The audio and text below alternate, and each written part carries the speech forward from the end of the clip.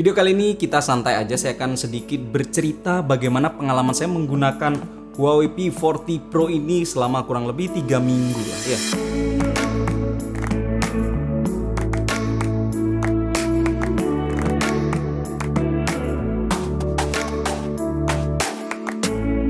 3 minggu saya sudah menggunakan handphone ini tanpa GMS atau Google Mobile Service.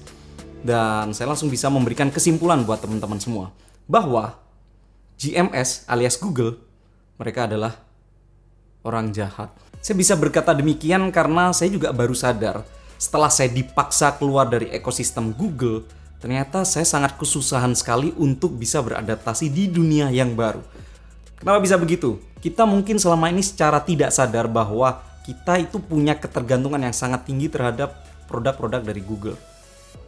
Bisa saya ambil contoh, misal aplikasi YouTube. Itu adalah aplikasi yang boleh dibilang saya mungkin tidak bisa lepas dari aplikasi itu. Kenapa?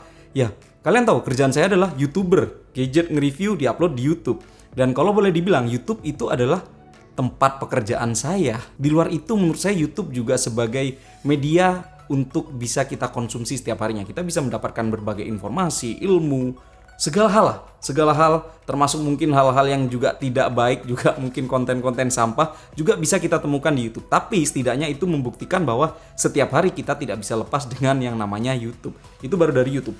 Ada lagi, yaitu yang kedua adalah Google Drive. Google Drive menurut saya juga salah satu produk Google yang sangat penting. Semua dokumen saya itu ada di situ ya. Mulai dari backup chat WA, kemudian backup Google Docs. Semua naskah review saya itu saya taruh di Google Docs. Dan itu terkonek dengan Google Drive. Kemudian kegiatan sharing video ke sesama tag YouTuber untuk video collab, ataupun saya nge-share foto, ataupun hal lain yang misalnya saya share itu selalu saya gunakan Google Drive. Dan ada satu hal lagi yang saya rasakan pada saat saya berpindah ke handphone Huawei P40 Pro ini adalah backup kontak. Itu yang agak pertama bikin bingung ya, tapi untungnya memang ada satu solusi. Jadi saya buka aja Google Contact melalui laptop, kemudian saya ekspor ke file seperti ini, kemudian file tersebut saya masukkan ke handphone. Tapi itu kan perlu beberapa langkah ya. Bayangkan kalau misalnya handphone ini sudah terkonek dengan GMS atau Google, ya sudah kita tinggal login aja, kemudian seluruh kontak akan otomatis ada di handphone ini. Dan itu proses yang pertama kali saya rasakan pada saat berpindah ke handphone ini, dan saya ngerasa tuh kayak anjir ribet banget ya. Kemudian produk Google selanjutnya yang saya gunakan paling sering adalah Google Chrome. Semua data synchronize saya itu ada di Google Chrome. Kemudian semua data history, website-website yang sudah saya simpen di bookmarks, itu semua sudah saya simpen di Google Chrome. Saya sempat mengalami sebuah momen di mana pada saat saya ingin mencari sebuah referensi dari Google Chrome yang sudah pernah saya simpen, yaitu bookmarknya. Dan ternyata pada saat saya menggunakan handphone ini tuh langsung kayak, wah, ada di Google Chrome, ini nggak ada, ini tidak tersinkronis. Itu momen-momen dimana saya kayak menyadari bahwa kita tidak bisa lepas banget dari yang namanya Google Mobile Service. Masih ada lagi seperti Google Maps, dan menurut saya Maps yang paling canggih di dunia saat ini, terutama di Indonesia, untuk pengguna di Indonesia adalah Google Maps. Google Maps ini bisa menampilkan semua hal secara detail, mulai dari lokasi tempat, buka tutup jam berapa, kemudian kondisi jalan terkini. Bahkan kalau misalnya teman-teman di Jakarta juga bisa tahu, Maps ini menginformasikan mana yang ganjil genap.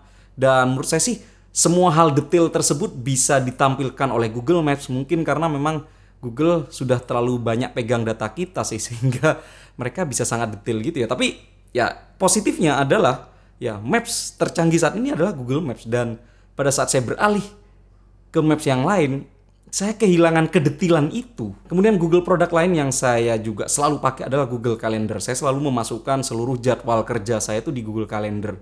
Dan begitu saya tidak punya Google Calendar di handphone ini, ya saya bingung. Plus satu lagi, jangan lupa keberadaan Google Search Engine. Ini adalah basic dari Google itu sendiri, yaitu Google Search Engine. Dan menurut saya ini adalah Google Search yang paling pintar, paling bisa kita apa-apain. Kita bisa mengatur pencarian mulai dari lokasi, tanggal, bulan, tahun, kemudian medianya berbentuk berita, video, image pun bisa kita sortir lagi dari size, ukuran, dan lain-lain. Dan itu menurut saya search engine paling pintar saat ini adalah Google Search Engine. Jadi tidak bisa dipungkiri ya. Dan seperti saya bilang tadi, semua informasi yang saya butuhkan, semua ekosistem Google yang sudah saya sebutkan, tidak ada pada Huawei P40 Pro ini.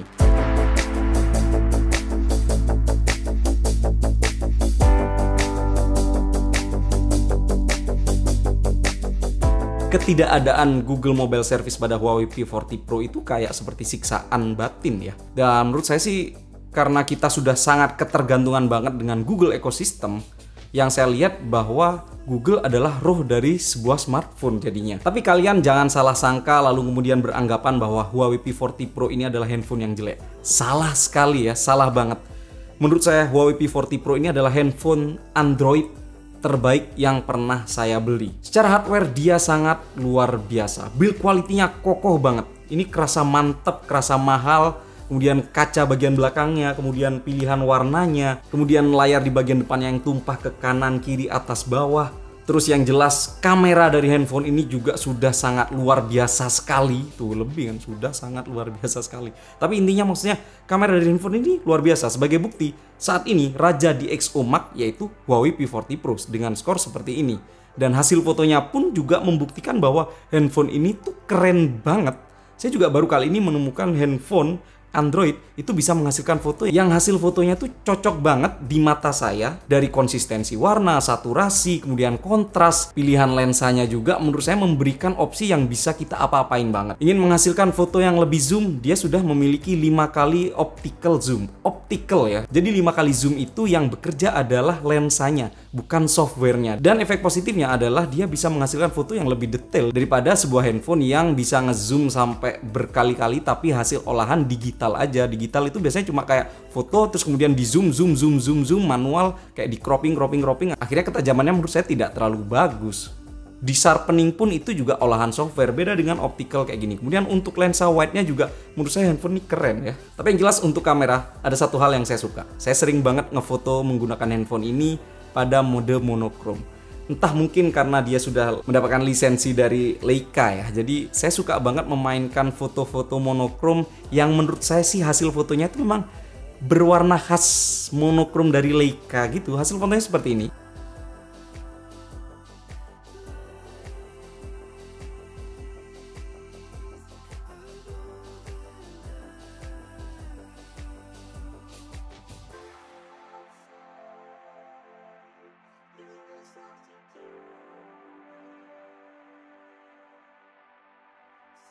Mungkin secara hardware, keluhan yang bisa saya sampaikan ke teman-teman adalah handphone ini tidak memiliki dual speaker stereo. Jadi speakernya hanya ada di bagian bawah aja. Untuk kamera bagian depan mungkin terlihat dia seperti agak gede gitu, tapi ya udahlah karena dia juga sudah memiliki sensor infrared untuk membuka layar. Jadi pada saat kita membuka handphone ini dia juga kerasa cepet banget. Sudah fast charging, ada IR remote juga, ada NFC. Tahan air juga, dia sudah punya segalanya untuk level flagship. Yang dia tidak punya hanya Google Mobile Service. Dan itu ternyata sangat fatal sekali. Tapi pertanyaannya, apakah benar-benar kita tidak bisa menggunakan software-software Google di handphone ini? Ternyata enggak, ternyata masih bisa. Tapi dengan cara kita menggunakan browser bawaan dari handphone ini. Contohnya, pada saat kita ingin membuka YouTube, kita masuk ke browser, kemudian kita ketik m.youtube.com. Kemudian saya bisa login menggunakan account Google saya. Tapi menurut saya itu bikin nggak praktis ya. Nggak cuma YouTube aja, untuk Maps juga bisa. Saya buka maps.google.com, dia juga pasti bisa menunjukkan lokasi di mana saya saat itu. Tapi beberapa fitur itu ternyata dipotong, tidak seperti pada aplikasi bawaan dari Google Maps. Itu beda banget akhirnya. Beberapa aplikasi juga akhirnya terpaksa saya download melalui penyedia APK seperti APK Pure dan lain-lain. Memang ada beberapa aplikasi itu tidak dapat kita temukan seperti Twitter.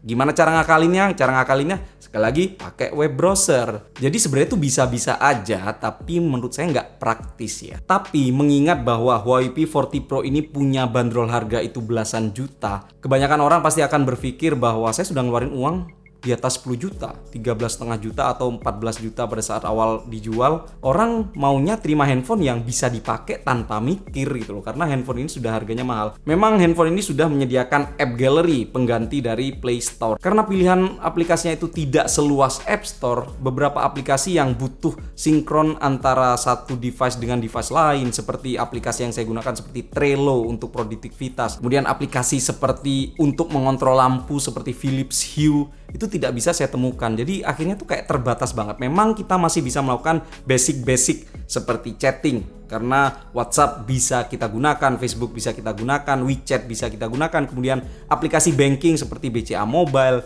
kemudian aplikasi untuk kartu internet kita seperti My Telkomsel, My XL itu juga ada.